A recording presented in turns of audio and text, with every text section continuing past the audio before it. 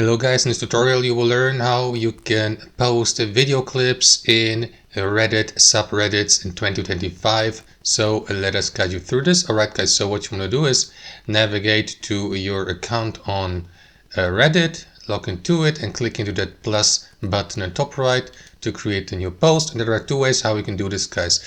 So what you want to do is either use the text thread here and post it in the community. So select a community from that list below, enter your title like video or funny video or something like that, and after that enter your text here and simply click into this button here, video, to locate the video file on your device and locate it and upload it as a text thread with an attached image.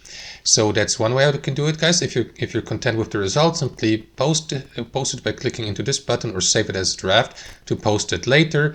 Or the option number 2, guys, would be to navigate from text to images and videos and simply use that drag and drop feature here to upload your video as well. And after that, these two buttons will be enabled the same way as here. So which option you go with is totally up to you guys. That's it. Thanks for watching and I'll see you next time.